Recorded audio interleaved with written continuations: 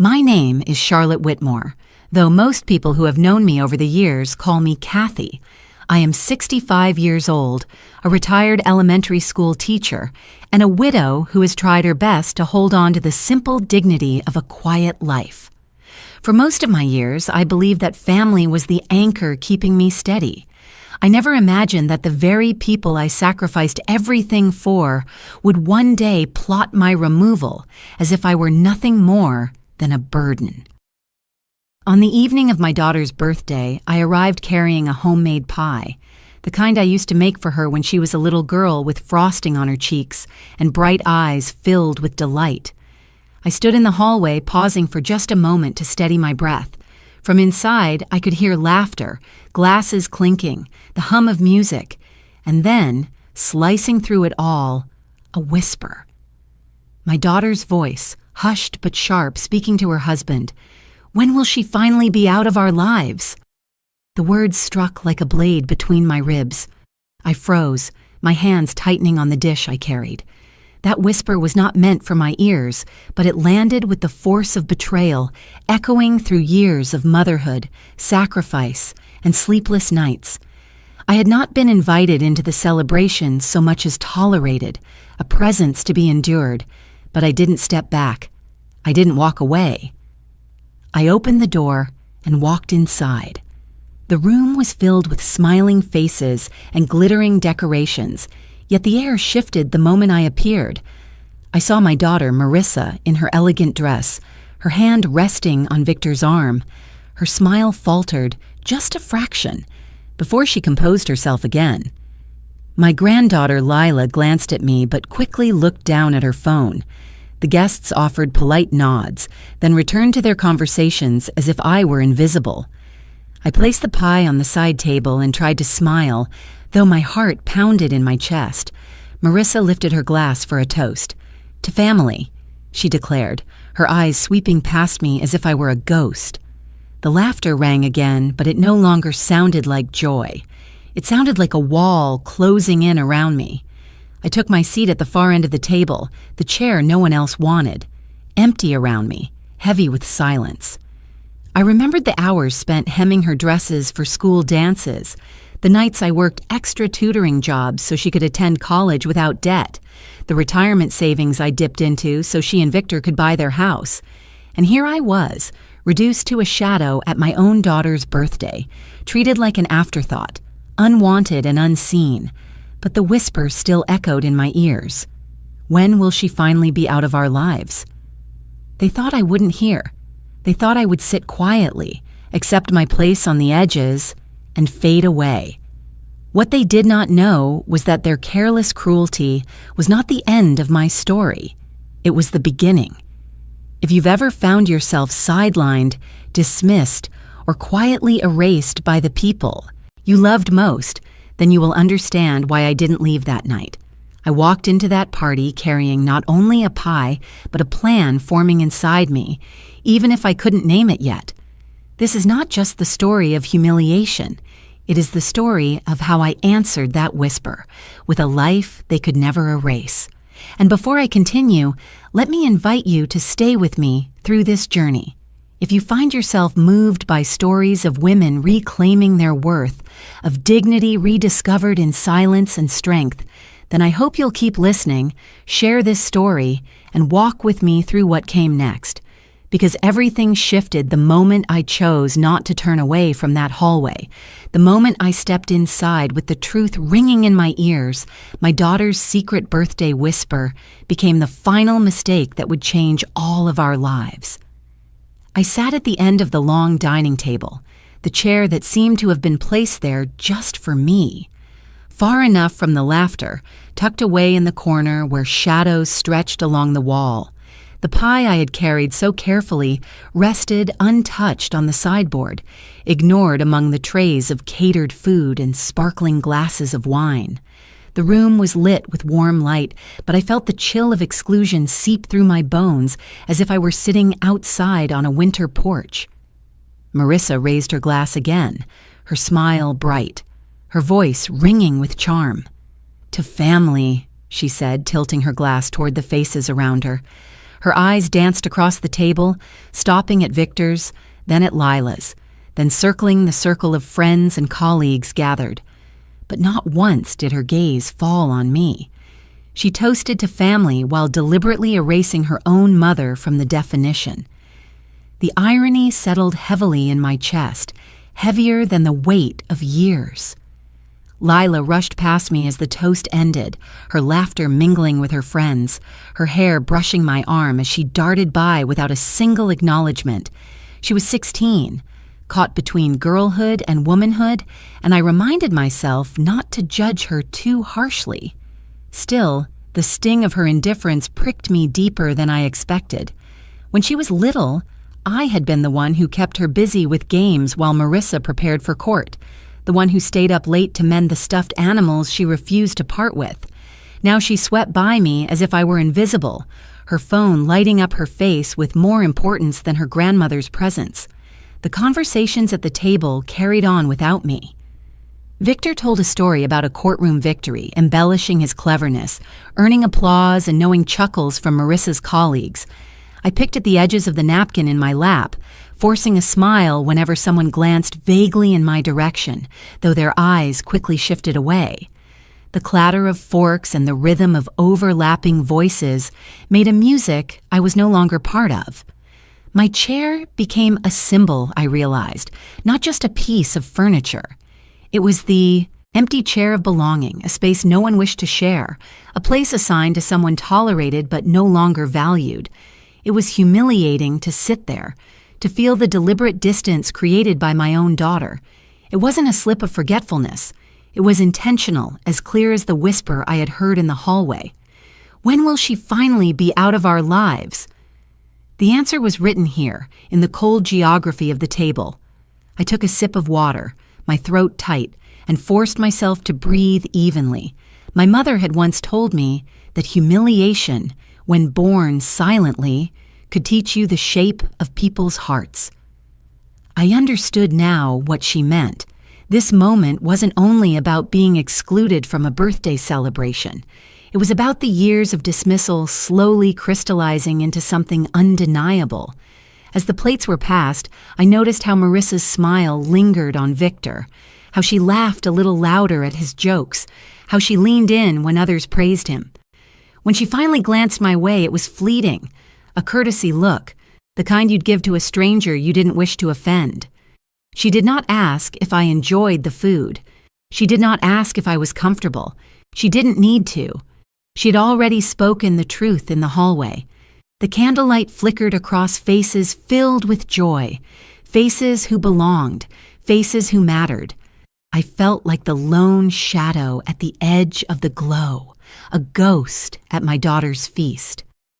I traced the rim of my glass with my finger, remembering another birthday long ago when Marissa had begged for a handmade dollhouse. I stayed up 3 nights to build it from wood, painting the walls, sewing curtains from old fabric. She had squealed with delight when she saw it, throwing her arms around my neck. "You're the best mom in the world," she had said. I swallowed hard against the memory, for now she was the woman who could look through me as if I were air. When dessert was served, my pie was untouched. No one moved toward it, not even out of politeness. Instead, slices of glossy chocolate cake were passed around, Victor feeding Marissa a bite while laughter circled the table. My pie, made with care, with the recipe her grandmother had handed down, sat abandoned. It was not just food ignored, it was history disregarded, tradition discarded. I shifted in my chair, the wood pressing uncomfortably against my back, the cushion thin, offering no support. My body mirrored my place in their lives, still present, still bearing weight, but no longer cared for, no longer softened by kindness. I realized that Marissa wanted me to feel this emptiness, to see myself excluded, to taste the bitterness of her rejection. Her toast to family had not overlooked me by accident. It was a statement, a declaration, a cruel performance played for the benefit of those who knew nothing of the years behind us. I looked down at my hands folded on the table, the lines of age, the small tremor in my fingers. These were the hands that had rocked her to sleep, that had signed permission slips, that had written checks from my retirement to secure her first home. And now, those same hands sat idle in a place no one wanted filled. The weight of silence pressed on me more heavily than the noise around me. And yet, even as I sat there, humiliated, something within me hardened, quietly, like steel cooling into shape. I would not allow their whisper to erase me. I would not allow an empty chair to define my worth. I smiled faintly to myself, though no one noticed. They had drawn their line. They had placed me at the far edge, and without realizing it, they had given me the clarity to see exactly where I stood. When I finally returned home from the birthday dinner, I set my purse down on the kitchen counter and leaned against it for a moment, letting the silence swallow me. The sound of laughter and clinking glasses from earlier still echoed in my mind, but more than anything, it was the whisper that lingered. When will she finally be out of our lives? It seemed to follow me into every corner of the house, clinging to the walls like an unwelcome ghost. I walked through the dimly lit rooms, each step a reminder of the years I had poured into making this house a home, not just for myself, but for Marissa, too. This place had been the safe harbor after my husband passed, the space where I nursed my grief quietly while still showing strength for my daughter. I had believed that the sacrifices made within these walls were invisible threads tying us together, but tonight, those threads felt frayed and nearly broken. In the stillness, I remembered the day I withdrew $60,000 from my retirement savings to help Marissa and Victor purchase their house. It was almost 15 years ago. The memory came back with sharp clarity.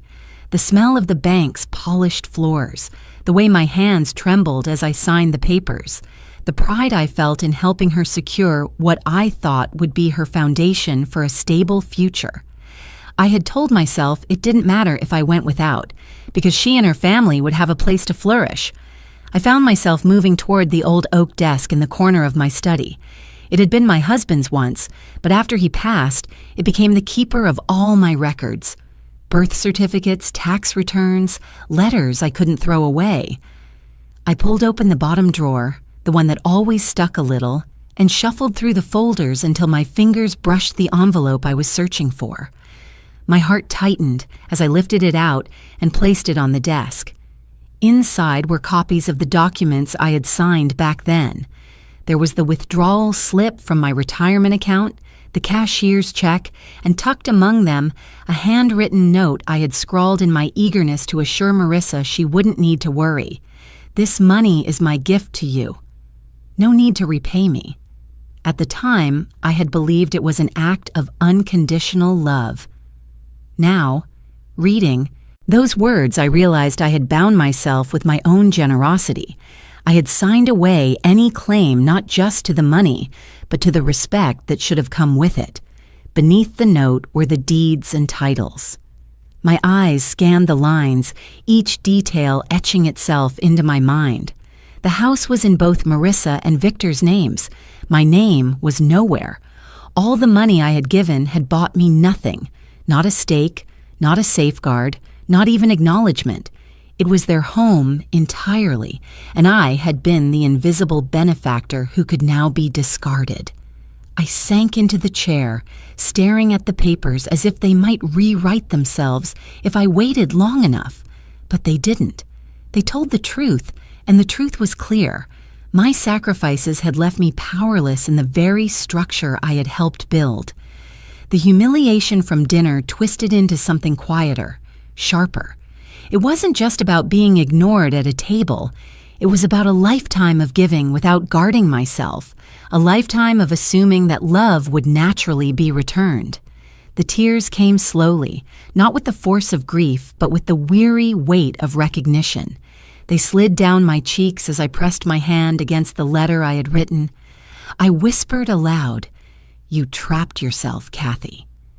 You thought love was protection, but you gave away your shield." The house creaked around me as if agreeing. Still, even in that moment, a sliver of resolve stirred. Proof could wound, but it could also clarify. I now had in my hands the evidence of choices made, both theirs and mine. Evidence that explained how I ended up at the far end of the birthday table, seated in humiliation.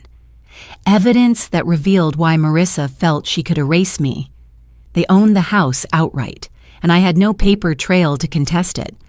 But these documents also reminded me of something else. I was still alive. I still had choices left to make, even if I had failed to protect myself in the past. I slid the papers back into the envelope and closed the drawer slowly. The wood thudded shut with a finality that echoed through the quiet room. My hand lingered on the handle, the metal cool under my palm. For years, I had carried the belief that my sacrifices secured my place in my daughter's heart. Tonight, I understood differently. They had secured her independence. Yes, but at the cost of my voice. I stood, wiping the traces of tears from my face. The humiliation had not broken me completely. It had opened my eyes. And though I felt the ache of betrayal pressing heavy, there was a steadiness growing beneath it. I had proof now, not the kind that would take me back into ownership, but the kind that would prevent me from living in illusions any longer. I turned off the light in the study and stood in the hallway, the envelope clutched in my hand. The air was still, the night pressing close outside the windows. I carried the proof with me, not as a weapon yet, but as a reminder. My next steps would not be taken in blindness. Morning after the birthday dinner, I stood at my kitchen sink staring out the window, my hands resting on the cool porcelain. The pie plate from the night before sat untouched on the counter, the crust beginning to harden, a reminder of the humiliation I had carried home with me. The papers from the drawer lay neatly stacked on my desk in the study, waiting for me to decide what they meant for my future. My chest felt heavy, not from the silence of the house, but from the realization that silence within myself was no longer enough. I heard a soft knock at the back door, and when I opened it, I found Helen Ortiz standing there, holding a thermos of coffee and wearing her usual bright smile. Helen lived 3 houses down and worked at the fire station. She was the kind of neighbor who always had an eye out, someone who never let you slip too far into your own loneliness. "You were quiet last night," she said gently as I let her in. "I saw you leave early. Do you want to talk about it?" We sat at the kitchen table, steam rising from our cups. I told her everything. The whisper in the hallway, the empty chair, the toast to family that had erased me. My voice trembled, but I didn't cry. The tears had already come in the study when I looked down at the proof of what I had lost. Now I felt more hollow than raw, as if the grief had carved out a space waiting to be filled by something else. Helen listened without interrupting, her brow furrowed, her hands folded around her cup. When I finished, she leaned back in her chair, exhaling slowly. "Kathy, I hate to say this, but I'm not surprised," she said. "I've seen the way Marissa looks at you in public, the way Victor positions himself between you and her, like he's guarding her against you. It's cruel. But you need to know something. You're not the only one who has been through this." I looked at her startled. Helen rarely spoke about her own family. She smiled faintly, though it didn't reach her eyes. "My son stopped speaking to me 5 years ago. He told me I was holding him back, that he needed distance to build the life he wanted. Distance became silence, and silence became nothing at all. I haven't heard his voice in half a decade. People like us, Kathy, we give and give because that's what mothers do. But sometimes that giving becomes a rope they use to pull themselves away." Her words sank into me with the weight of recognition. I reached across the table, placing my hand over hers. "I'm so sorry, Helen." She nodded. "It still hurts, but I learned something. You can't change the choices they make. What you can do is protect yourself. Don't let their rejection strip you of everything. Don't let it take your roof, your security, your sense of self. That's why you need help, Kathy. Not the kind of help that comes from neighbors bringing casseroles. I mean legal help. You need to talk to someone who knows how to shield what's yours." The thought of bringing lawyers into my private heartbreak felt strange, even harsh. I had lived my life believing that family mattered more than contracts, that love was stronger than paperwork. But as I thought of the envelope in my study, of the letter where I had written, "No need to repay me," I knew Helen was right. Love alone hadn't been enough to protect me. "Do you know someone?" I asked quietly. Helen's eyes softened. "I do. Mr. Dunbar. He's older now, retired technically, but he still helps people like us when it matters. He's not just sharp, he's fair. He won't tell you what you want to hear, but he'll tell you what you need to know. And Kathy, you need to know where you stand before Marissa and Victor decide for you." I stared into my cup, the coffee cooling in my hands. The thought of sitting across from a lawyer, admitting that my own daughter and her husband had maneuvered me into this corner, was humiliating. But I also felt the faintest flicker of relief. If someone could put boundaries where my love had failed, maybe I could breathe again. Helen reached into her bag and pulled out a small notepad. She scribbled a number and slid it across the table. "Call him. Don't wait. Every day you wait gives them more room to act like you don't matter. And Kathy, you do matter. You're one of the strongest women I know, even if you don't feel that way right now." Her words brought an unexpected warmth to my chest. For the first time since the whisper in the hallway, I felt seen, not erased. I closed my hand around the note, as if it were a lifeline. "Thank you, Helen." "Really," she smiled. "Neighbors look out for each other." "That's how we survive the fires of life." Her voice softened again. "And Kathy, don't ever believe you're alone. You have people, even if they're not the ones you raised." After she left, I stood in the quiet kitchen holding the note with Mr. Dunbar's number. The morning light spilled across the counter, catching the glint of the pie tin, still untouched.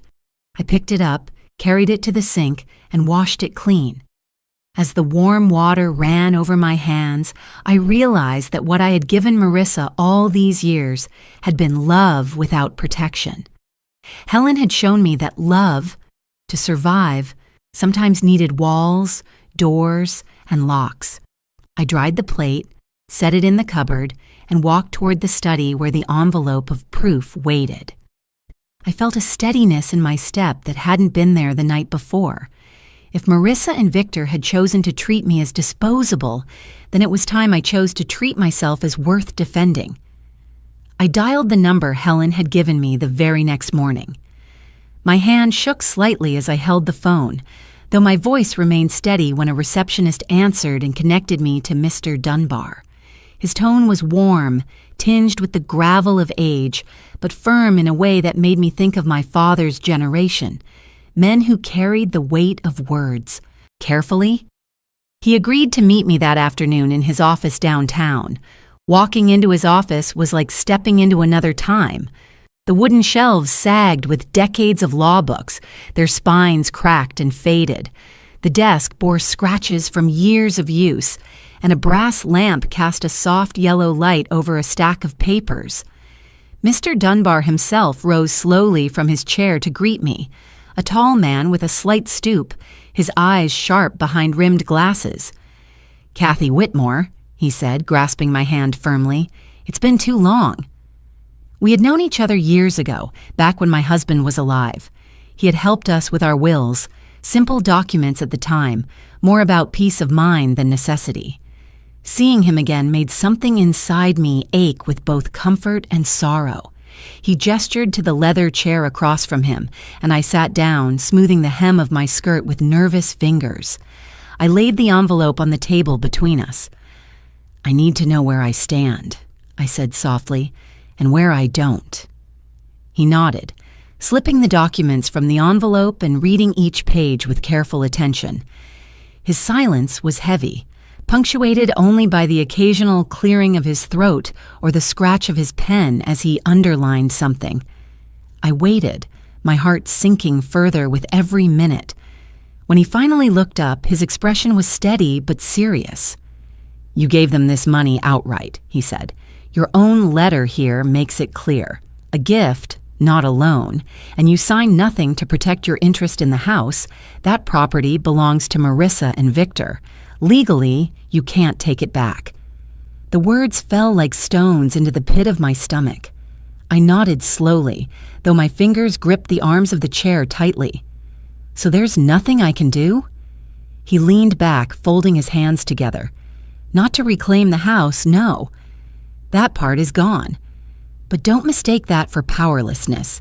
Kathy, you still have assets. You still have control over what remains yours, your savings, your accounts, your future estate. If you want to ensure they can't strip more from you, that's where we focus. His calm voice steadied me. How? I asked. He pulled a yellow pad closer and began jotting notes. You establish a trust. You dictate exactly where your assets go and under what conditions. You can decide what Marissa inherits, or whether she inherits at all. You can protect everything from being touched without your consent. It won't change the past, but it can change the future. I studied his handwriting as he spoke, the way his pen pressed firmly into the paper. A trust. It was a concept I'd heard in passing, something wealthy families used in novels or movies. It never occurred to me that a retired teacher like myself could wield such a tool. Wouldn't that seem harsh? I murmured. Mr. Dunbar met my eyes with quiet intensity. What's harsh, Kathy, is letting them decide your worth. You've given. Enough. Now you decide what happens with what you have left. Think of it not as punishment, but as preservation. You're not shutting doors, you're locking the right ones. The phrase struck me, echoing Sister Evelyn's words from years past, locking the right doors. I felt a ripple of resolve move through me, small but insistent. What about the accounts? I asked. He nodded. We'll remove Victor's name if it appears anywhere, ensure Marissa has no access, and appoint someone you trust to oversee matters if you become unable. Do you have someone? I thought for a moment. My circle was small, but Clara at the bank had always been kind, meticulous, discreet. Yes, I said finally. I believe I do. Good, he said, his voice approving. You'll need to act swiftly. They may already be making plans under the assumption that your resources are theirs. We'll make sure that assumption dies here. For the first time in days, I felt something stir that was not humiliation or grief.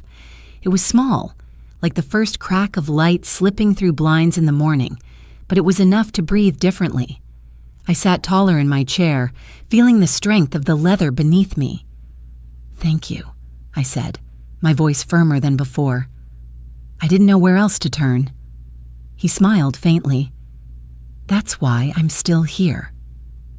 People forget that law isn't just about fighting in court. It's about giving people choices when they think they have none. You have choices, Kathy. Don't let anyone convince you otherwise. When I left his office, the late afternoon sun bathed the street in golden light. The traffic hummed. People hurried past carrying briefcases and shopping bags, the ordinary rhythm of life continuing without pause.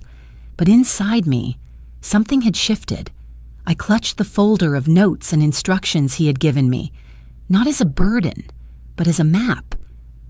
Walking back to my car, I thought about the empty chair at the birthday table, the way it had made me feel erased. For the first time, I understood that being pushed aside could also open a new path. I had spent my life believing that dignity came from enduring. Now I was beginning to see that dignity also came from protecting, from deciding, from refusing to be erased any longer. As I started the engine and pulled into the flow of traffic, I whispered to myself, I still have choices. And for the first time since that night in the hallway, the words did not sound hollow. The very next morning, I woke with a heaviness that pressed me back into the mattress, but I forced myself to rise. Mr. Dunbar's words echoed in my mind, steady and undeniable. I had choices. That meant I needed to act, not simply sit in my kitchen counting the years I had lost.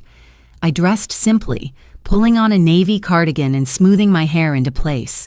With the envelope of documents tucked securely into my bag, I drove to the bank where I had kept my accounts for decades. The white lobby smelled faintly of polished wood and coffee, a mixture I had always found comforting. Today it felt different. Every step across the tiled floor carried a weight, as though I were reclaiming ground that had been quietly stolen from me. Clara Jennings greeted me at the desk, her familiar smile easing some of the tension in my chest. She had helped me for years, calm, attentive, the sort of person who made you feel that even the smallest request mattered. "Good morning, Mrs. Whitmore," she said warmly. "How can I help you today?" I lowered my voice slightly, leaning closer. "I need to make some changes." "Important ones." Her expression grew serious immediately. She gestured toward a small office off the lobby. Once we were inside with the door closed, she invited me to sit. I placed the folder on her desk and explained what I needed. Victor's name removed from every place it appeared, my accounts secured solely under my control, and the first steps taken toward establishing the trust Mr. Dunbar had outlined. My voice trembled at first, but as the words left my mouth, they grew steadier. Clara listened without interruption, her pen poised above her notepad. When I finished, she nodded slowly. "I understand," she said. "I'll need your signatures, and we'll go line by line to ensure nothing remains vulnerable. It may take some time, but we'll get it done." Her calm efficiency soothed me. She spread the papers across the desk, sliding each toward me in turn. With every signature, I felt something loosen inside me, a knot untangling, a rope fraying where it had bound me. Removing Victor's access was more than a financial act. It was a declaration. I was no longer his liability, no longer a passive figure waiting to be erased. As I signed, Clara glanced at me. "You know, not everyone would take this step. Many people hesitate, worried about how their families will react, but protecting yourself isn't selfish, Mrs. Whitmore. It's wise." Her words steadied my hand as I scrawled my name across another line. "I've lived too long believing that love was enough," I said quietly. "It isn't. Not when love is used as leverage." Clara paused, her eyes softening. "I see more of this than you'd think. Parents giving, children taking, until there's nothing left but resentment. But you're not powerless. You're making sure your voice stays in the story." The printer hummed, spitting out fresh documents. The sound was strangely reassuring, like a metronome marking each beat of change. I signed again and again until my name formed a rhythm across the pages. Each stroke of ink was a boundary drawn, a line declaring, "This far, no further." When the final paper slid toward me, Clara placed her hand lightly on the edge. "I'll be your point of contact," she said firmly. "If anyone tries to access these accounts without your consent, I'll know. And I'll call you directly. You won't be blindsided again." Her loyalty, unasked for but freely given, caught me off guard. Gratitude rose in my throat, almost too sharp to speak around. "Thank you," I whispered. She smiled, a flicker of warmth in her eyes. "We look out for people who've looked out for others their whole lives. It's your turn to be looked after." When I left the bank, the weight in my chest felt lighter. The autumn air carried the faint smell of rain, and the trees lining the street swayed gently, as if nodding approval. For the first time in weeks, I walked with a steadier step, the folder clutched to my chest like a shield. Driving home, I thought about the empty chair at Marissa's table, the way my granddaughter had rushed past without a glance, the way Victor's laugh had filled the room. Those memories still hurt, but they no longer defined me. They were reminders of why I needed to act, not anchors pulling me back. As I pulled into my driveway, I noticed Helen waving from her porch. She didn't ask what I had done. She simply lifted her coffee cup in salute as if she already knew. I smiled faintly and raised my hand in return, the small gesture carrying more weight than words could hold. Inside, I placed the updated documents in my desk drawer, this time not with dread, but with a sense of quiet victory. The house creaked softly around me, and for once it didn't feel like loneliness pressing in.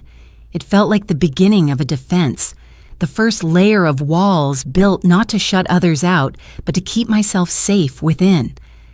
I sat down at the desk, letting the silence settle, and whispered to myself, "You're not erased, Kathy.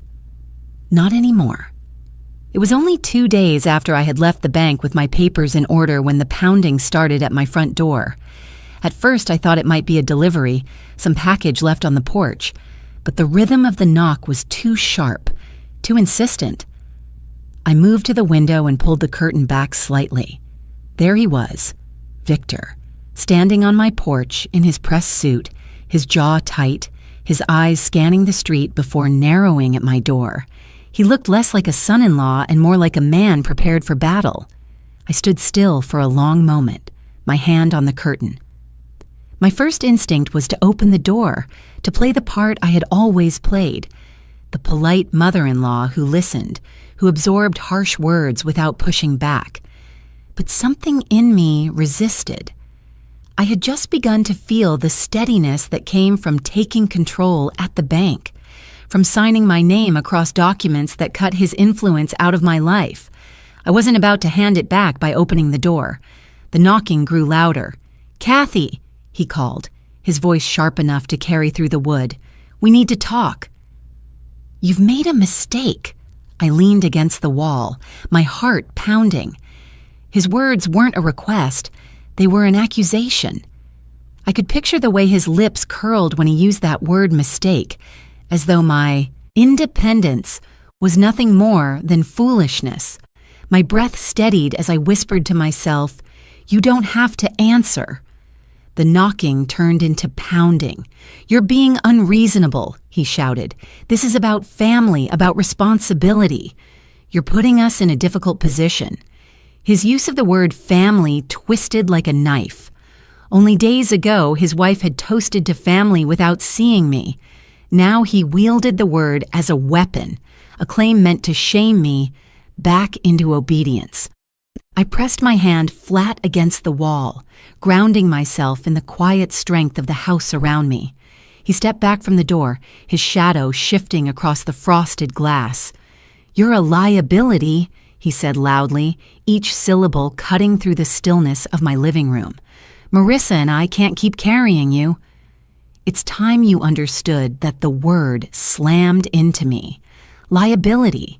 It was cold, clinical, the language of ledgers and contracts. To him, I wasn't a mother or even a person. I was an obstacle, a risk, something to be eliminated for the sake of convenience. I closed my eyes, letting the words sink into me, not to wound me, but to reveal him. Finally, his mask had slipped. I stayed silent, unmoving. After a few moments, his tone shifted, lower, almost coaxing. "Look, Kathy, I know you've been upset. I know you think we don't appreciate you, but you've gone too far. Taking my name off the accounts? Do you have any idea what kind of message that sends? People will think you don't trust your own family." I nearly laughed, though no sound left my lips. He was worried about appearances, about control, about what others might think. My trust had never mattered to him. Only my obedience had. When I didn't respond, he sighed heavily and rattled the doorknob. My heart raced, but the lock held. "Fine," he muttered. "If this is how you want to play it, don't expect us to be there when you need us." "You're cutting yourself off, not us." His footsteps thudded against the porch as he turned and strode down the steps. I waited until the sound of his car pulling away faded into the distance before I let my body relax. My knees trembled slightly as I sank into the armchair by the window. I drew in a long breath and released it slowly, as though I were exhaling not just air but decades of submission. The silence that followed wasn't empty. It was full, charged with meaning. For the first time, Victor had spoken aloud what he had likely thought for years. that I was expendable, a liability. But instead of breaking me, it clarified everything.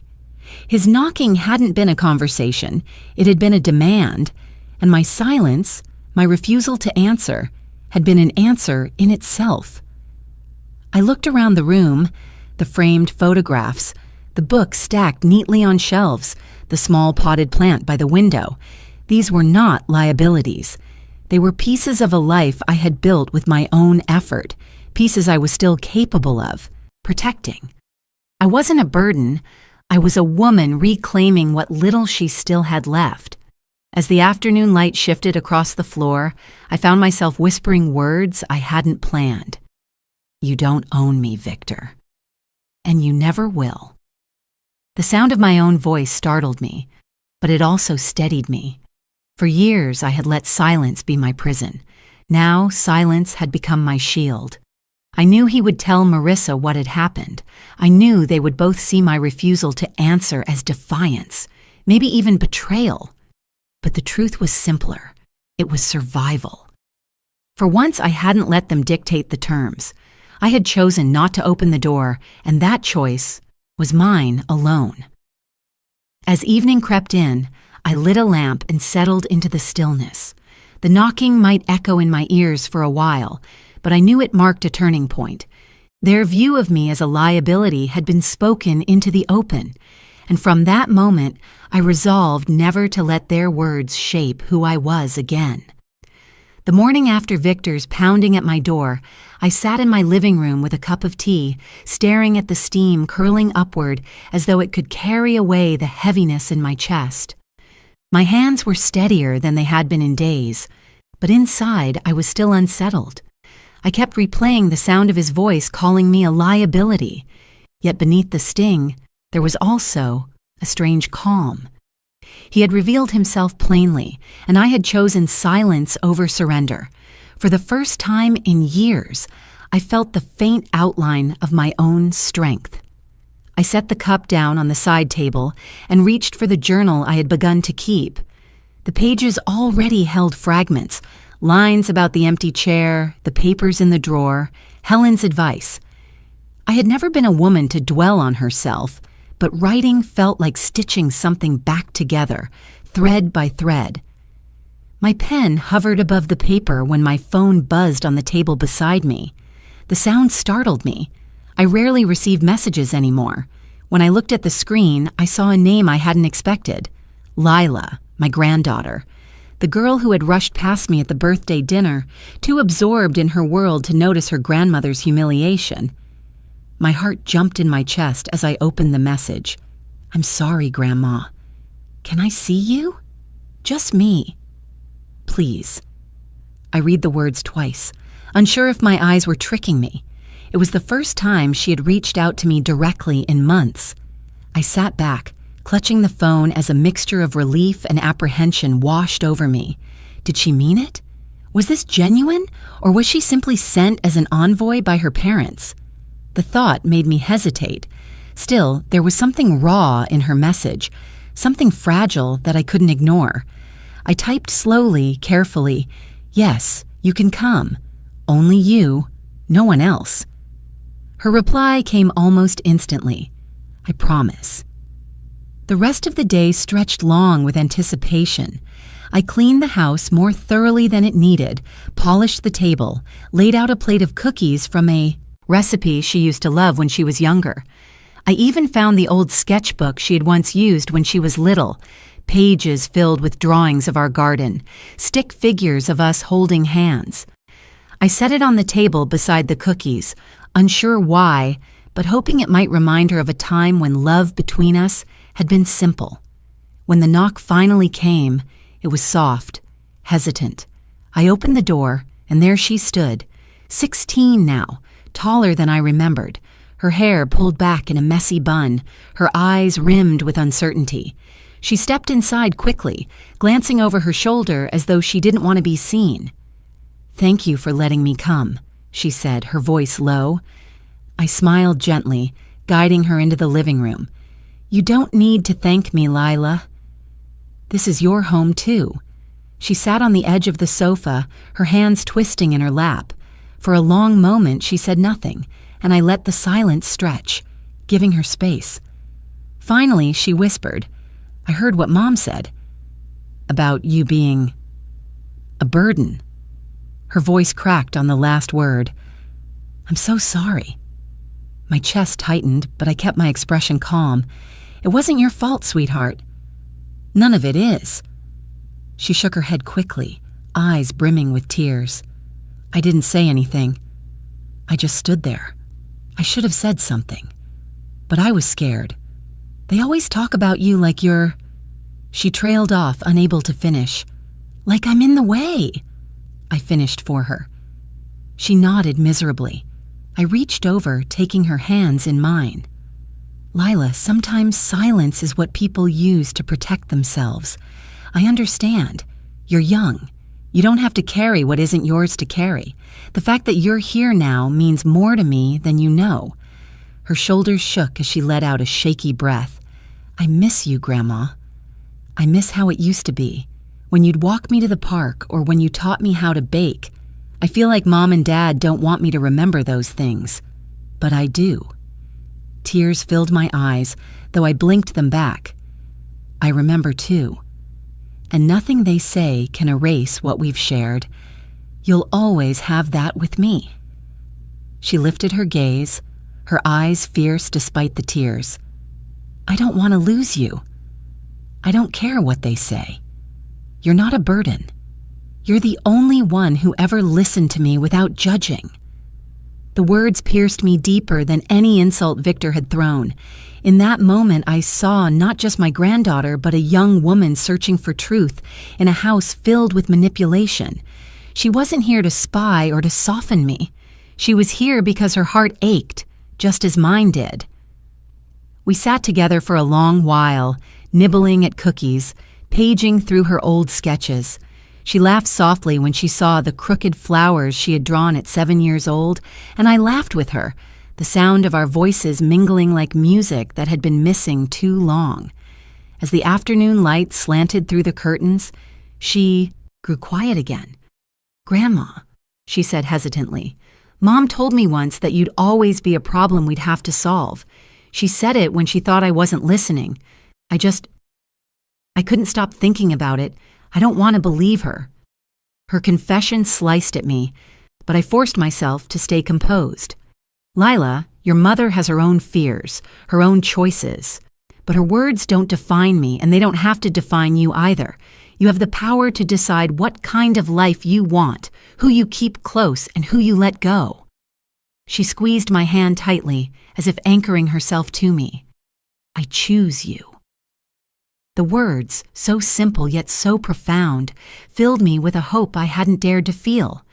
Perhaps the bonds I thought were severed completely still had threads strong enough to weave something new. When she finally left, the evening air was cool, the sky streaked with the last blush of sunset.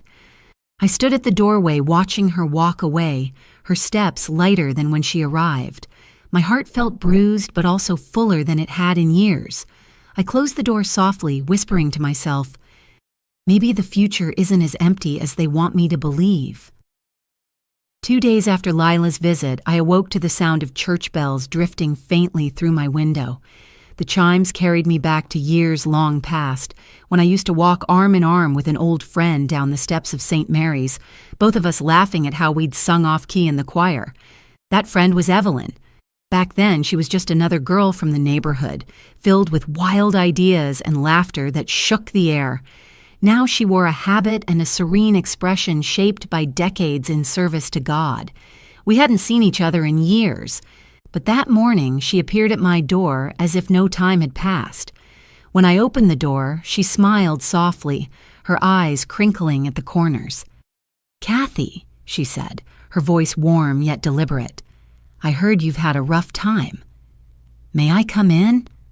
I stepped aside, a mixture of surprise and relief swelling in me. "Of course, Evelyn." Always she walked into my living room, her presence filling the space with a quiet calm. She settled into the armchair by the window, her hands folded neatly in her lap. I brought her tea, and for a while we simply sat together in silence, the kind that didn't feel empty but restorative, as though words weren't required for her to understand. Finally, she looked at me with the same steady gaze she'd had as a young woman. "Helen told me," she said gently, "about what you overheard, about the way they've treated you." I lowered my eyes, ashamed even though I knew I shouldn't be. "I don't know how to make sense of it, Evelyn." I gave Marissa everything I had, and now she whispers about when I'll be gone, as if I've already overstayed my welcome in her life. Evelyn nodded, her face solemn. "I've seen this before." Blood doesn't always guarantee loyalty. Sometimes it only sharpens entitlement. She leaned forward slightly. "But Kathy, what matters now is not their betrayal, it's how you respond." Her words lingered in the air. "Respond?" I echoed, uncertain. "Yes," she said softly. "You cannot undo their choices, but you can choose yours." I've spent my life watching people come to the convent, broken by the cruelty of those they trusted most. And I've learned that forgiveness is not always about letting people back into your life. Sometimes forgiveness means locking a door at the right moment, not to shut love out, but to shut harm out. It is the act of saying, "You no longer get to wound me." I let her words settle deep inside me. For so long, I had equated forgiveness with endless endurance, with allowing the same wounds to be inflicted again and again. But what she described was different. It was forgiveness as protection. Forgiveness that preserved dignity. "I'm not sure I know how to do that," I admitted. "You do," Evelyn said with quiet certainty. "You've already begun. You didn't open the door to Victor. You didn't let his words define you. That was you locking the right door. Every step you've taken since is proof you still have agency." Her certainty soothed me more than I expected. I thought of the empty chair at the birthday dinner, of the envelope of proof in my drawer, of Victor pounding on my door, and of Lila whispering that she chose me. Each moment had shaped a new understanding. Maybe Evelyn was right. I was already practicing this kind of forgiveness, though I hadn't named it. We spoke for hours. She told me stories of women who had been cast aside by their families, who found strength in building lives on their own terms. She admitted, almost reluctantly, that her own brothers had once cut ties with her when she chose the convent, seeing her vocation as abandonment. "It took me years to realize their rejection was not my failure," she said. "It was their blindness. And once I saw that, I could forgive them, not by returning, but by living fully without their approval." I felt tears prick my eyes as I listened. The parallel was undeniable. My daughter's betrayal didn't erase the worth of my life. It only revealed the limits of her vision. When Evelyn finally rose to leave, she clasped my hands in hers. "Remember this, Kathy," she said firmly. "Every closed door is also an opening somewhere else. Do not spend your days staring at the one that's shut. Look for the one you can walk through." I walked her to the door, my heart steadier than it had been in weeks.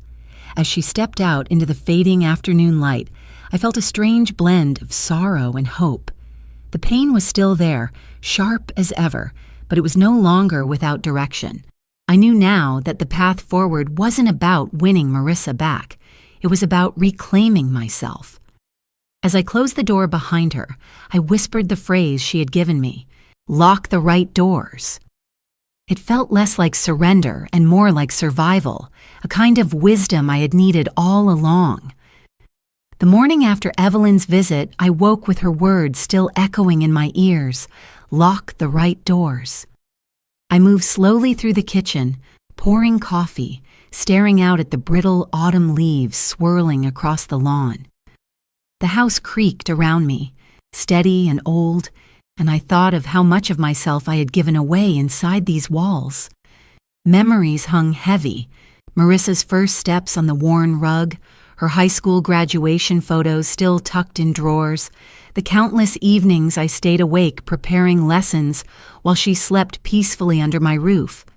Those sacrifices had been my gift, and she had chosen to repay them with whispers in a hallway. By mid-morning, I made my decision. I would not sit quietly with humiliation pressed against my chest. I would send her a message, not shouted, not bitter, but undeniable. I pulled an old wooden box from the closet, one that had belonged to my mother. Inside were scraps of fabric, faded ribbons, and unused cards saved over decades. I chose a small box, lined it carefully, and placed inside nothing but a folded note written in my own hand. On the outside of the envelope, I wrote simply, "This is all I have left for you." I packed the box gently, smoothing the paper as if it were something delicate. Then I sealed it shut with brown twine, the kind I once used to wrap Marissa's birthday presents when she was a little girl, and I could not afford shiny bows. Back then, she had squealed with delight no matter how plain the package looked. Now, I suspected her reaction would be very different. At the post office, I slid the box across the counter, my fingers lingering for a brief second before I let go. The clerk weighed it, stamped it, and placed it in the outgoing bin without a second thought. For him, it was just another parcel among hundreds. For me, it was the sharpest line I had ever drawn. A gift returned, an inheritance revoked in symbolism before it would be revoked in law. The rest of the day passed quietly. I folded laundry, watered my plants, read a book without absorbing the words. My mind stayed with that box, traveling in spirit as it moved from counter to truck to mailbox. By evening, I knew she would have it in her hands.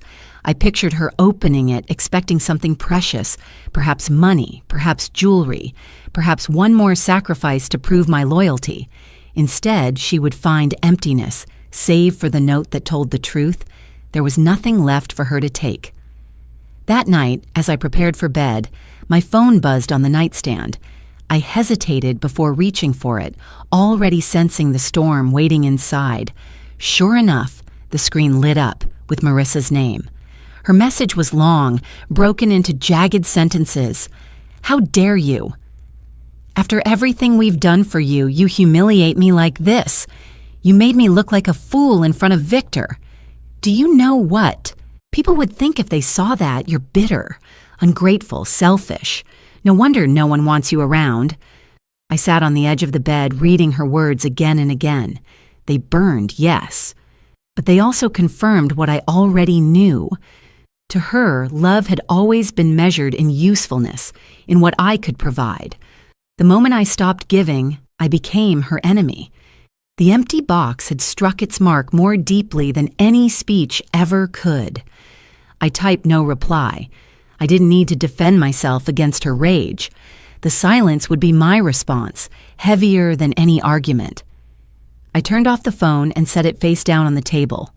Lying in bed, I stared at the ceiling, remembering the years when I believed our bond was unbreakable.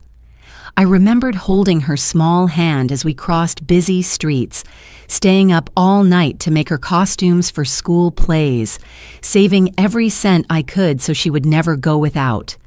Those memories remained mine, even if she now scorned them. But I also understood something new. Those years were gone, and the woman she had become no longer carried gratitude for what had built her life. She carried contempt. The symbolic act of sending her that box had not just cut a thread between us, it had shifted something inside me. I felt the faint beginning of release. For so long, I had allowed her to define my worth by what I gave. Now, I was showing her the truth. I had already given enough. There would be no more sacrifices demanded, no more silent erasures accepted. I drifted to sleep with that thought steady in my mind. For the first time since the whisper in the hallway, I no longer felt like a ghost haunting the edges of her life. I felt like a woman reclaiming her own. It was late afternoon when the knock came again, but this time it wasn't the angry pounding from before. It was measured, deliberate. 3 sharp raps that carried an air of control. I looked through the curtain and saw Victor standing there, his suit crisp, his tie perfectly knotted, his stance rigid. His expression was calm, but I could see the tension in his jaw, the way his hand gripped the folder tucked under his arm. I considered ignoring him as I had before, but something in me shifted. I had locked my doors, both literal and figurative, but now I felt strong enough to open this one. Not to submit, but to stand. I turned the knob and pulled it open. "Kathy," he said smoothly, as if we were discussing nothing more serious than the weather, "we need to talk." I stepped back just enough to let him enter. He walked into the living room as though he owned it, his eyes sweeping across the furniture, the bookshelves, the photographs of Marissa as a child. He placed the folder neatly on the coffee table, then sat in the armchair opposite mine. "You've been making changes," he began. His tone was polite, but the edge beneath it was unmistakable. "Removing my name from accounts. Establishing boundaries where there were none before. Sending my wife. Insulting packages. Do you realize the damage you're causing?" I folded my hands in my lap, keeping my voice steady. "I've realized the damage already done to me. I'm simply protecting what remains mine." His lips curved in something that wasn't quite a smile. Protection is one thing. Open hostility is another. Marissa is hurt. She feels betrayed. The irony nearly made me laugh, though I held it inside. "She felt no hesitation betraying me with her words at that birthday dinner," I said quietly. "Perhaps now she knows how it feels." Victor leaned forward, his elbows on his knees. "Let me be very clear, Kathy. If you continue down this path, if you keep shutting us out, restructuring your finances, putting up walls, then we will have no choice but to treat you as an adversary. Do you understand? If you persist, you will no longer be family to us. You will be our enemy." His words were cold, precise, calculated to intimidate. But instead of trembling, I felt a strange calm rise in me, like the steady ground beneath my feet had finally returned. I looked directly into his eyes, refusing to flinch. "Then you'll finally see me," I said softly. The silence that followed was thick. His eyes narrowed, as though he hadn't expected me to meet him with anything but fear. He leaned back, exhaling sharply through his nose. "You're making a grave mistake," he said at last. "Marissa has built her life on the foundation you provided. Do you really want to jeopardize her future? Do you want your granddaughter to suffer because of your stubbornness?" The mention of Lila struck me, but I held my ground. Lila has already suffered, listening to her parents speak of me as if I were disposable. She deserves better than to learn that cruelty is normal. And if that means she must see me stand against her parents, then perhaps that will teach her something far more valuable than inheritance ever could. Victor's jaw tightened, his fingers tapping once against the arm of the chair. He was calculating, deciding whether pressing further would yield results. Finally, he rose, gathering the folder. "I'll say this once more. Stop this. Come back to reason. If you don't expect us at your side when you need care. Don't expect inclusion in this family ever again." I stood as well, my shoulders squared. "You've already shown me what your inclusion looks like, Victor. A chair at the end of a table no one wishes to share. I'd rather sit alone with dignity than be treated as nothing in your company." He paused at the doorway, turning back with a cold glare. "You think you're strong enough to stand against us? You'll regret this." I met his gaze steadily. "Perhaps. But regret is easier to bear than erasure." Without another word, he opened the door and left, his footsteps heavy on the porch. I closed the door behind him, leaning against it for a moment, my heart beating hard but steady. For once, I hadn't backed down. I hadn't softened my words or sought his approval. I had spoken the truth aloud, and it rang through me like a bell. That evening, as I sat at the kitchen table, my phone buzzed with a message from Mr. Dunbar. It was short, almost anticlimactic compared to the storm that had just passed. Trust documents finalized. Effective immediately, I stared at the words, feeling the corners of my mouth lift into the faintest of smiles. Victor had come with threats, with ultimatums, with the promise of cutting me off, but he was already too late. The moment he left my living room, the future he and Marissa had been counting on had slipped out of their reach. I closed my eyes, whispering into the quiet, "Then you'll finally see me." And for the first time in years, I believed it. The morning sun slanted through my kitchen blinds, casting thin stripes of light across the table where I sat with a cup of coffee. My mind replayed Victor's ultimatum, his voice dripping with threats, but Mr. Dunbar's message echoed even louder. The trust was finalized. Their grasp had already slipped. Still, I knew there was one more step I needed to take, something concrete that would sever the last tie binding me to their control. The house. It had been my shelter, my memory keeper, but also my prison. Every corner reminded me of sacrifices made, of love given freely only to be dismissed. Holding on to it now felt like clinging to a chain. It was time to let it go.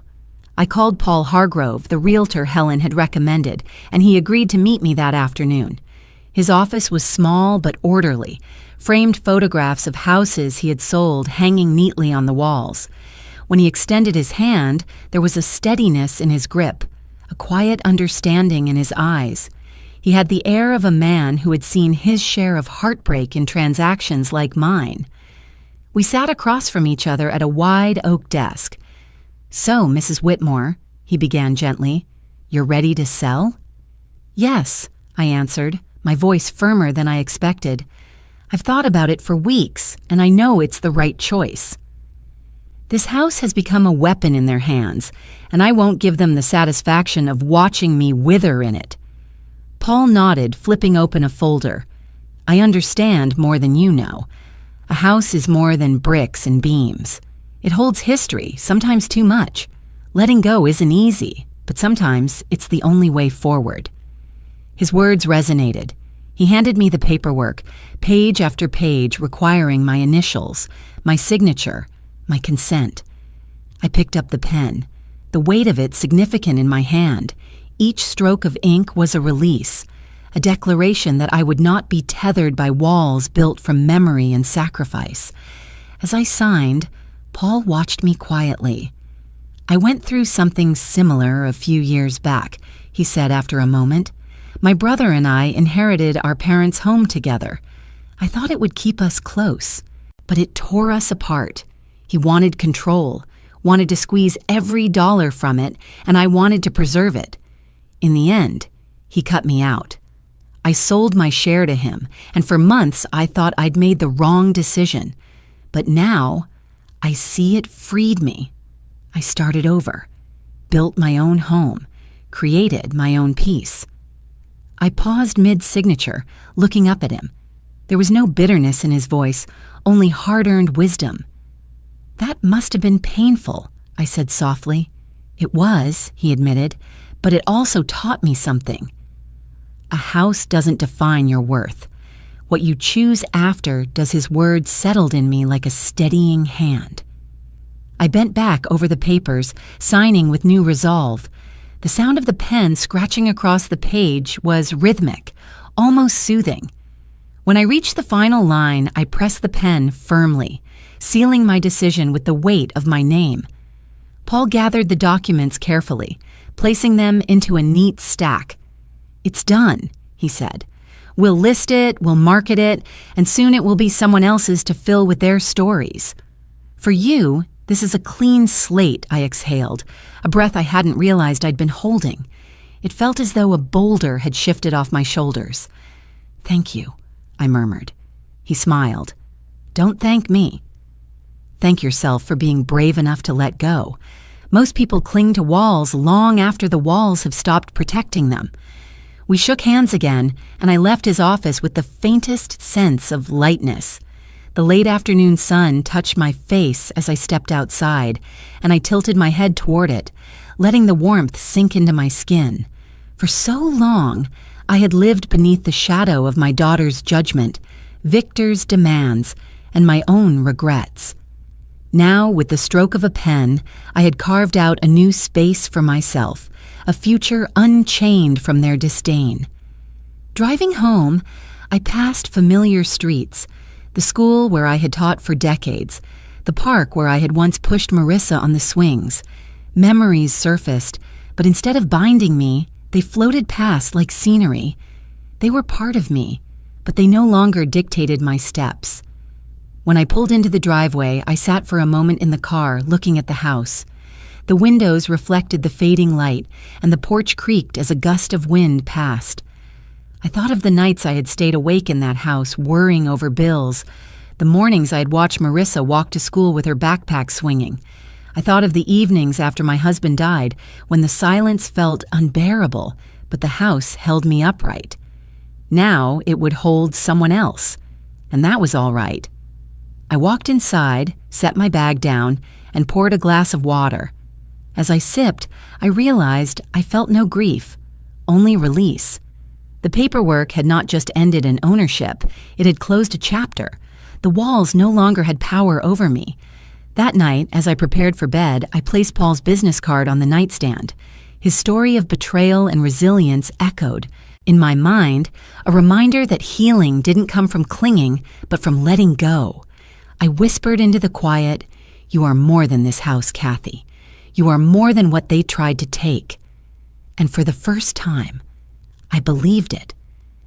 The envelope arrived on a gray morning, slipped through the mail slot with the soft thud of finality. I knew immediately it was from Marissa. Her handwriting was sharp, impatient, as if each letter had been carved rather than written.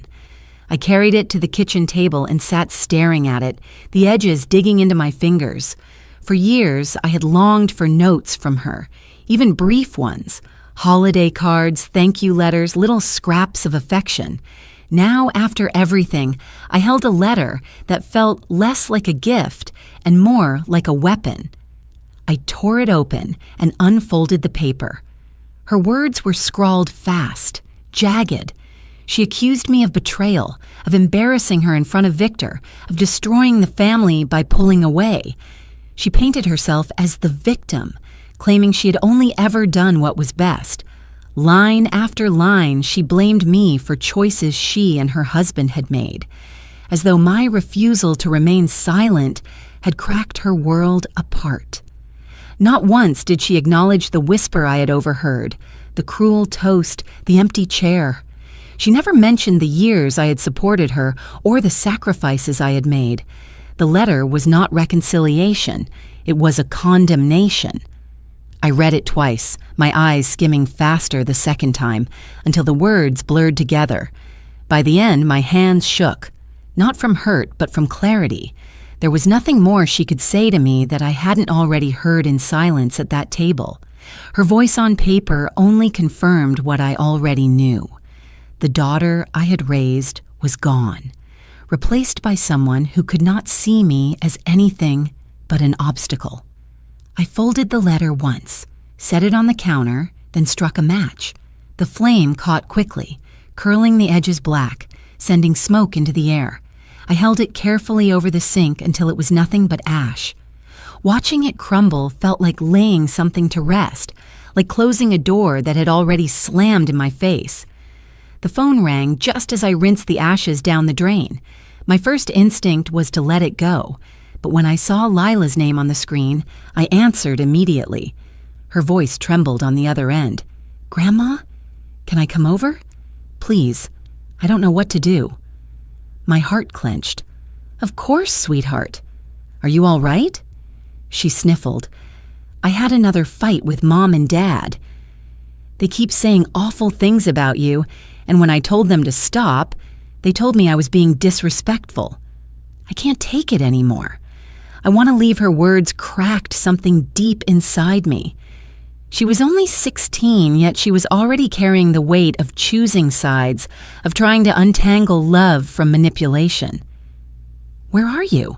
I asked. "In my room," she whispered, "but I can't stay here." I don't feel like I belong. Not with them. I closed my eyes, breathing deeply. Listen to me, Lila. You always belong with me. My door is open, always. But I need you to be careful. Don't rush. Wait until you feel safe to come. There was silence for a moment, then a soft sob. I just want to be somewhere I'm not scared of saying what I feel. Tears stung my eyes, but I forced my voice to stay calm. You will have that, sweetheart. You don't need to live in fear of love. You deserve better. We spoke for a while longer, her words tumbling out in fragments, how she had overheard her parents arguing about me again, how Victor had called me selfish, how Marissa had said I was trying to ruin everything. Each word was another weight pressing down on her, yet in her voice I heard the faint echo of courage. She had chosen to call me. She had chosen to seek me out. That choice mattered more than all of their accusations combined. After we hung up, I sat in the quiet kitchen, the faint smell of smoke from the burned letter lingering in the air. I thought of the contrast, Marissa's words, venomous and final, reduced to ash, and Lila's voice raw with fear but filled with truth. One daughter had closed the door, but a granddaughter was knocking on another. The difference was profound, and it filled me with both grief and hope. I walked to the window and looked out at the yard. The trees swayed gently, their branches almost bare, leaves scattering across the grass like remnants of a season that had ended. Yet beneath the starkness, I knew new buds would come in spring. Life had a way of beginning again, even when it seemed barren. That evening, I sat with my journal, writing down everything. The words in Marissa's letter, the ashes in the sink, the sound of Lila's trembling voice. I wrote not to dwell, but to mark the moment. Some things needed to be remembered not for pain, but for clarity. This was the moment I knew I could no longer look backward. The letter was the past, burned. Lila's call was the future, uncertain, but alive. I closed the journal and placed it on the table beside me. My heart ached, but it also beat with a steadier rhythm than it had in months. Forgiveness no longer meant excusing what had been done. It meant releasing myself from the chains of their words so I could reach toward the voice that still sought me. Before bed, I whispered into the quiet, "You may have lost your daughter, Kathy, but you are not lost. You are still here, and someone still needs you." The morning was quiet when I walked into Mr. Dunbar's office, the autumn light filtering softly through the blinds.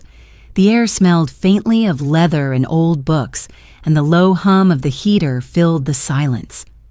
I carried with me a folder of documents, though my heart carried something heavier, a mixture of weariness and resolve. After burning Marissa's letter, after hearing Lila's trembling voice asking for a way out, I knew this step wasn't only for me. It was for every woman who had ever been told her worth expired when she stopped giving. Mr. Dunbar rose as I entered, his glasses slipping slightly down his nose. "Kathy," he said warmly, gesturing toward the chair across from his desk, "I have everything prepared. Are you ready?" I nodded, setting my purse down. "I've been ready longer than I realized," I said. He spread the documents before me, each one neatly tabbed, each line deliberate. "This trust will secure your estate. It will dictate exactly where your assets go, how they are managed, and who has access. No one, not Marissa, not Victor, can override what you sign here today. This is your safeguard. Your voice on paper." I listened as he explained the clauses, the language precise and measured. The trust named Lila as a beneficiary under specific conditions, but not Marissa or Victor. Another portion designated funds for a local women's shelter, a place I had once donated to quietly but never imagined including in something so permanent. As he spoke, I felt the strange sensation of doors closing behind me and new ones opening ahead. When he slid the first page toward me, I picked up the pen. My hand trembled slightly, not from fear, but from the weight of what this meant. I pressed the tip firmly to the paper, signing my name with deliberate strokes. One page after another, my name unfurled across the lines. With every signature, I felt the past loosen its grip. The empty chair, the whisper in the hallway, the letters of accusation. They still existed, but they no longer held me hostage. Halfway through, I paused and looked at Mr. Dunbar. "Do you think this is selfish? Cutting them out so completely?" He leaned back in his chair, his eyes steady on mine. "Selfishness is taking without giving. You've spent your life giving, Kathy. What you're doing now is claiming your right to peace. That isn't selfish. It's justice." The words settled deep inside me, soothing the last of my doubts. I bent back over the papers and continued. When I reached the final page, I hesitated. For a moment, I thought of Marissa as a little girl, running into my arms after her first day of school, her backpack bouncing behind her. I thought of nights spent stitching her dresses, of mornings spent packing her lunches. Love had been my compass then. Love had guided every choice. But love without boundaries had left me erased. Now I understood that protecting myself did not erase what I had given. It honored it.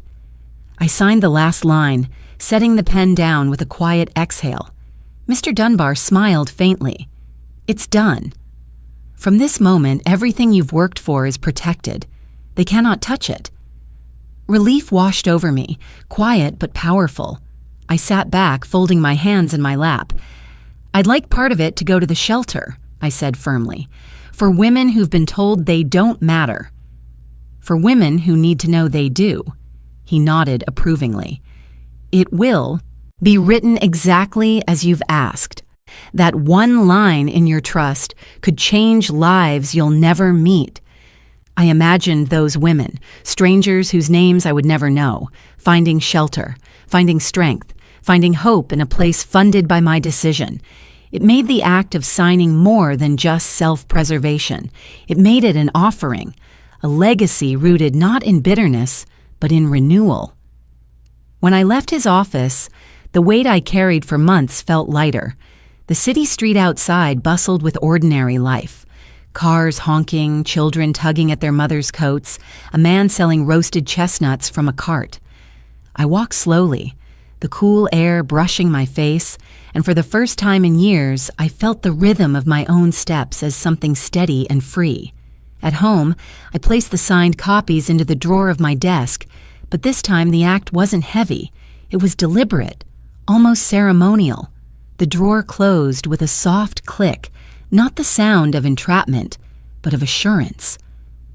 That evening, I brewed a pot of tea and sat by the window. The sky had darkened, the first stars peeking through, faint and determined. I thought of Lila, of her small voice saying, "I choose you."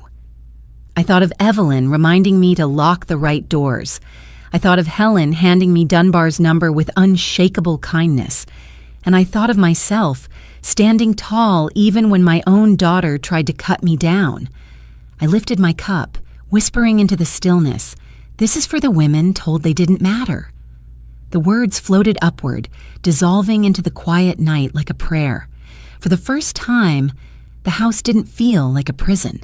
It felt like a place where I had made a choice, one that would ripple far beyond my walls. I closed my eyes, letting the warmth of the tea fill me, certain that though my family had tried to erase me, I had reclaimed something far greater. The kettle whistled softly as I moved around the kitchen, arranging mismatched teacups on a tray.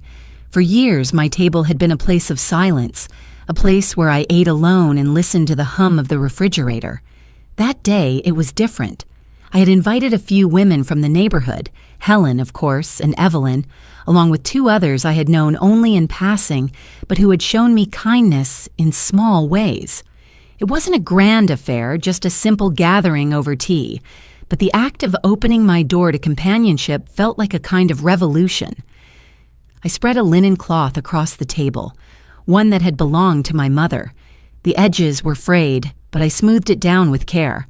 The cookies I had baked filled the room with the scent of butter and sugar, and a small vase of garden flowers brightened the center. As I set everything in place, I caught myself smiling at the sight. It had been a long time since my home felt prepared for welcome rather than defense. When the knock came, it was gentle. Helen entered first, carrying a basket of scones. "I thought we might need extra," she said, her eyes twinkling. Evelyn followed, her habit catching a bit of sunlight from the window. Behind them were Mrs. Lane from 2 doors down and Margaret, who often waved to me from her porch, but had never before stepped inside my home. They each carried something small, a jar of jam, a tin of shortbread, a smile that spoke of simple generosity.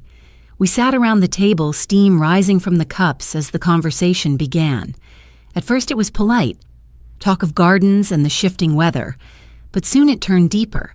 Helen shared stories from the fire station, the small tragedies and quiet triumphs she witnessed daily. Margaret spoke of her daughter moving far away and the loneliness that sometimes crept in.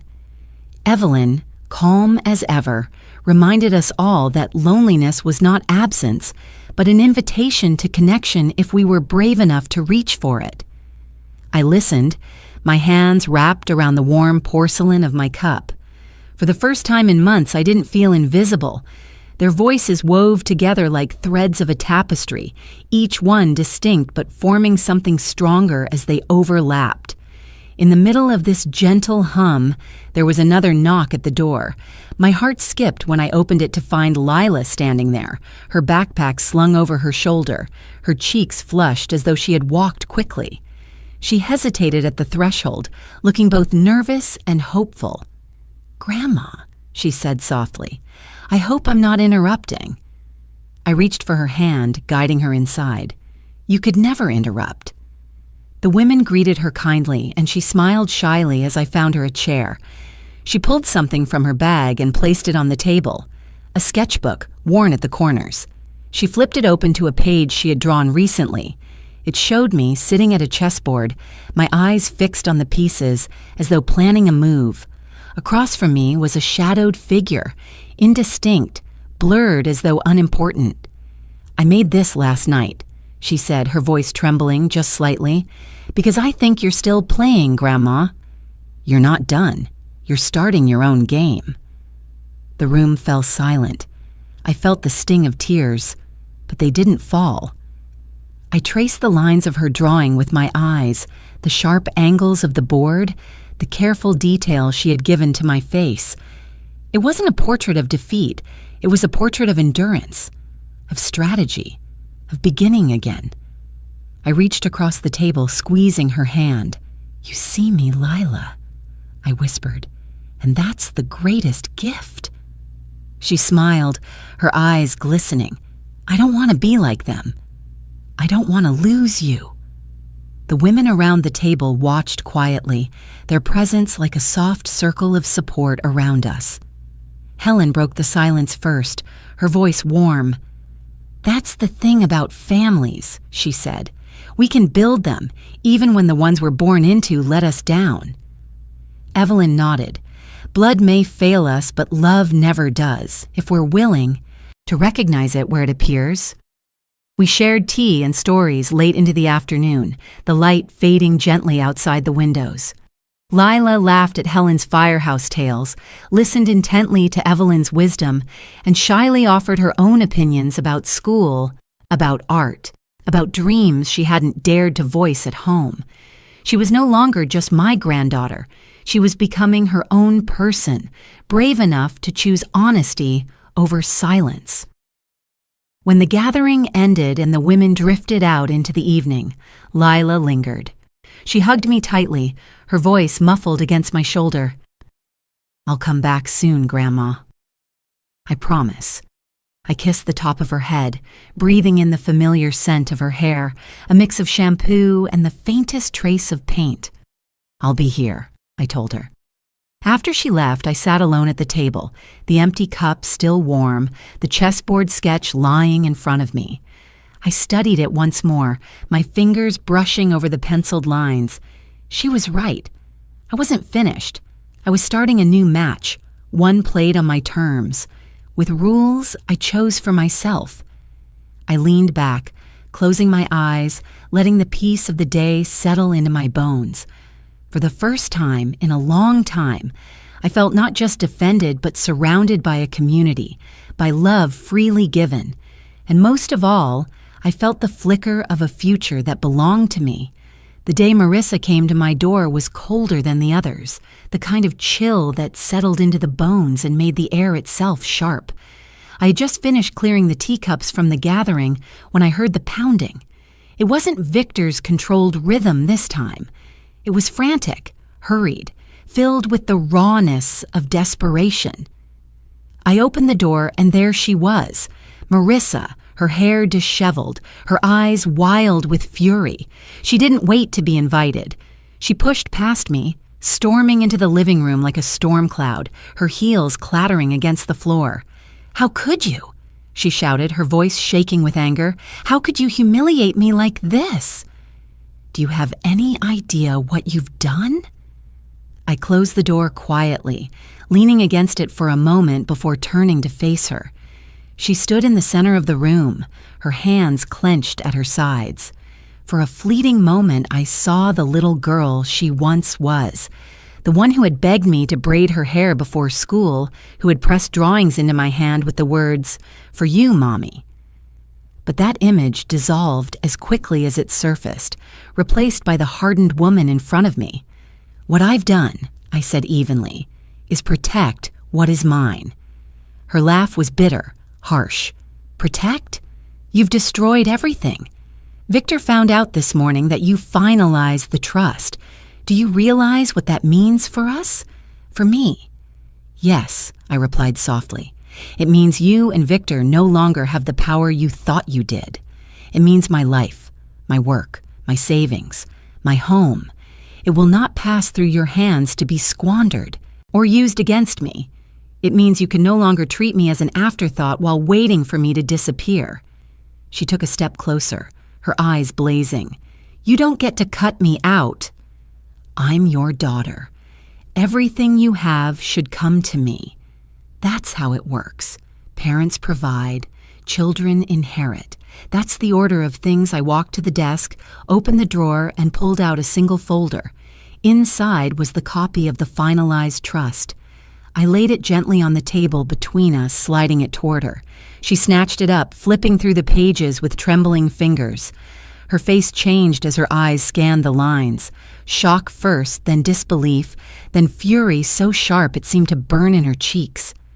"You left me nothing," she whispered, her voice hoarse. I met her gaze, steady and unflinching. "That was your final mistake, Marissa. You believed my love was endless and unconditional, even when you turned it into scorn. You thought you could erase me from your life and still collect the pieces of mine. But love is not a contract. Respect is. And you broke it." She threw the folder down onto the table, the papers scattering across the wood. "You'll regret this," she hissed. "You'll be alone, with no one to take care of you. Do you think these people you've surrounded yourself with, neighbors, lawyers, even Lila, do you think they'll stay? Family is all that lasts, and you've just destroyed yours." Her words stung, but they no longer pierced. I stood tall, my hands resting on the back of a chair. Family isn't about bloodlines scribbled on paper. It's about who shows up, who sees you, who doesn't whisper behind your back about when you'll be gone. By that measure, you destroyed this family long before I signed those papers. For a moment, silence stretched between us, broken only by the sound of her unsteady breathing. She looked around the room as though searching for an anchor, but found none. At last, her shoulders slumped, and the anger on her face twisted into something closer to desperation. "You've ruined me," she said, her voice low, almost pleading. "No," I said gently. "You've ruined what you hoped to take from me." "There's a difference." She shook her head, her eyes filling with tears she refused to let fall. She gathered the scattered papers into a clumsy pile and shoved them back into the folder. For the first time, I saw not power in her, but panic. She had gambled on my silence and lost. "I won't forget this," she muttered, heading for the door. I followed her, not to stop her, but to ensure the door closed behind her. She turned once at the threshold, her face pale, her voice trembling with rage. "You think you've won. But you'll see. You'll regret pushing me away." I opened the door wide. The cold wind rushed in, rattling the curtains. "I already regret many things, Marissa," I said quietly, "but not this." She stepped out, the sound of her heels fading down the walkway. I stood in the doorway until she disappeared from view, the trust folder still clutched in her hands. When I finally closed the door, the house felt different. Emptier, perhaps, but also freer. I leaned against the door, my heart heavy, yet strangely calm. The confrontation had been inevitable, and now it was over. For the first time, I no longer feared what she or Victor might do. The trust was sealed, my voice protected. Their whispers, their ultimatums, their rage. It no longer held power over me. I walked back to the table, gathering the stray papers she had left behind. As I stacked them neatly, I thought of Lila's sketch of the chessboard. Yes, the game was still being played, and for the first time I held the advantage, not because I sought to win at her expense, but because I had chosen a life not ruled by her scorn. The room was quiet, the only sound the faint ticking of the clock on the wall. I closed my eyes, whispering to myself, "That was your final mistake." The day after Marissa stormed out of my house, the silence felt heavier than usual. It wasn't the silence of peace or even the silence of solitude. It was the silence of finality, the kind that lingers after a door has been slammed. I went about my morning chores slowly, dusting shelves, folding linens, watering plants, all while the echoes of her voice replayed in my mind. The accusations, the fury, the disbelief, every word clung to me, but none of it carried the power it once had. Her anger no longer defined me. It only revealed her desperation. By late afternoon, I had settled into my armchair with a book when the knock came again. This time it was softer, uneven. I knew before I rose who it was. My feet carried me to the door with a steadiness I hadn't felt in years. When I opened it, Marissa stood there again, her face pale, her eyes ringed with exhaustion. She looked smaller somehow, though I knew it was the weight of pride crumbling at the edges. "Mom," she said, her voice quieter than I had ever heard it. "Please, we need to talk." I didn't invite her in right away. I held the door open, my hand resting lightly on the frame. She shifted uncomfortably under my gaze, as if the balance of power had finally shifted and she wasn't sure how to stand in it. "There's nothing left to discuss," I told her calmly.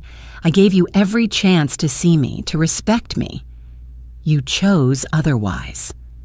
Her eyes filled with tears, though I couldn't tell if they came from grief or frustration. I was angry. "I didn't mean everything I said." I shook my head. "You whispered your truth long before you shouted your anger. I heard it in that hallway on your birthday. You wanted me out of your life, and now I've given you exactly what you asked for."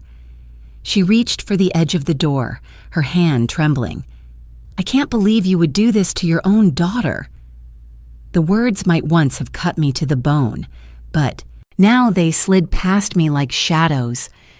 "You stopped being my daughter the day you decided I was disposable," I said gently, without malice, "and I stopped being your victim the moment I signed those papers." For a long moment we stood in silence. She searched my face for some trace of weakness, some flicker of hesitation she could exploit, but I had none left to give. My heart ached, yes, but it was steady. Finally, I drew a long breath and spoke the words that had been forming inside me for months. "This is goodbye, Marissa. I love the child you once were, but I cannot love the cruelty you've chosen. I am closing this door now, for my own sake. Her lips parted as if to protest, but no words came. She stood frozen, staring at me as though she couldn't quite believe I had the strength to say it aloud. Then, with a sharp inhale, she turned and walked away, her footsteps fading down the path. I stood at the threshold for a moment longer, then slowly closed the door. The sound of the latch clicking into place was louder than it should have been, echoing through the hallway, final and firm. My hand lingered on the wood, warm from the late sun, and I let out a breath I hadn't realized I was holding. The door was closed, not just to Marissa, but to years of humiliation, of erasure, of waiting for her love to return. The house felt lighter instantly. I walked back into the living room, the quiet no longer suffocating but cleansing. The space belonged to me again. My steps echoed differently on the floor, not weighed down by dread but lifted by release. As twilight deepened outside, my phone buzzed on the table. It was a message from Lila. Just 5 words, simple and bright. "I'll be there Thursday with cookies." I smiled, tears rising to my eyes. In those few words, she had offered me something her mother never could: recognition, affection, choice. She had chosen me, not because of obligation, but because she wanted to. That small message was a thread of hope, a reminder that love could skip a generation, but still bloom fresh and true. I placed the phone down gently, then moved through the house, closing the curtains for the night. Each small act, drawing fabric over glass, locking the latch, felt like a ritual of protection and peace. When I finally sat back in my chair, I reached for the sketch Lila had given me of the chessboard. The lines were steady, the pieces mid-game, my figure poised to make the next move. I studied it quietly, the truth settling into me. Closing a door wasn't the end of the match, it was the beginning of playing on my own terms. That night, I slept without dreams of betrayal or echoes of whispers. The door had closed, and I had survived the sound of it. More than that, I had chosen it. And in that choice, I found the first true taste of freedom. The apartment was small, but it was mine. Sunlight streamed through the east-facing windows in the mornings, spilling across the wooden floor and touching the walls with a quiet warmth. The furniture was modest. A second-hand sofa, a round kitchen table, a single bookshelf I had brought with me. Yet each item had been chosen by me alone, without the weight of anyone else's judgment. For the first time in years, I felt like I was living inside a space that reflected me, not the expectations of others. That morning, I brewed a pot of tea and set a single cup on the table.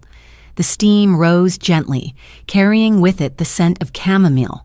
I sat down, letting the chair embrace me. It wasn't a chair pushed to the end of a crowded birthday table, ignored and unwanted. It was a chair of my own, at a table where my presence was enough. On the shelf beside me lay Lila's sketch. I had framed it in a simple wooden frame, and now it leaned against the wall, the chessboard frozen mid-game, my figure captured in thoughtful focus. Whenever I looked at it, I felt reminded that life was not over, only unfolding in new directions.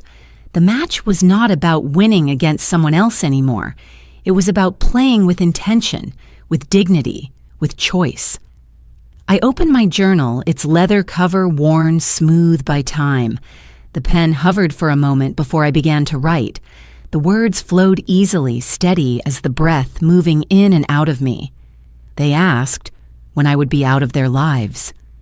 The answer is simple: when I chose to live mine. I underlined the final phrase, not in anger but in affirmation. It was a truth that no one could erase. The phone buzzed on the table. A message from Lila lit the screen. "Running late, but I'll be there soon. I've got the cookies." I smiled, setting the phone aside. The thought of her walking through my door filled me with a joy so clean it left no trace of bitterness. She was the bridge between what had been lost and what could still be built. Her choice to love me reminded me that family could be rebuilt not through obligation, but through genuine connection. I rose and placed another cup on the table, ready for her. As I did, I thought about the path that had brought me here. The whisper at the birthday dinner, the humiliation of the empty chair, the late-night tears over old documents, the moment I burned Marissa's letter, the steady hand of Mr. Dunbar guiding me through legal words that became my shield, the quiet courage of Evelyn's wisdom, the scones Helen brought to my table, Paul's story of betrayal and release, and the final confrontation where I told my daughter goodbye. Each moment had cut me open, but each had also sown a seed. Now those seeds were sprouting into something steadier than I had ever known. When Lila finally knocked on the door, I opened it to find her holding a tin, her smile wide, her eyes bright. "Grandma," she said breathlessly, "I baked too many." "I hope you're hungry," I laughed, pulling her into an embrace. She smelled faintly of sugar and paint, the sense of both youth and creativity. "Always," I whispered. We sat together, at the table, dipping cookies into tea, crumbs scattering across the linen cloth. She showed me new sketches, this time of city streets, of quiet corners, of faces she had glimpsed in passing. I listened, encouraged her, marveled at the gift she carried. More than that, I felt the healing that came from being chosen, not tolerated. As evening settled, she curled into the sofa with her sketchbook, and I sat back in my chair, the warm glow of the lamp filling the room. I thought of the road ahead, smaller, simpler, yet mine to walk. There would still be moments of sorrow, memories that pierced when I least expected them. But there would also be nights like this, filled with laughter, tea, cookies, and the knowledge that I had reclaimed my seat in life. When Lila left, promising to return in a few days, I tidied the table and washed the cups. The apartment grew quiet again, but it was not an empty quiet. It was a gentle one, a companion rather than a burden. I sat once more at the table, opened my journal, and added a final line beneath what I had written earlier. "I am not gone. I am here, and here I am enough." The night deepened outside, stars scattering across the sky. I closed my eyes, letting the peace of the moment wash over me. For years I had waited for someone else to give me a place at the table. Now I had built one of my own. And in that seat, with tea in my cup and strength in my heart, I finally felt whole.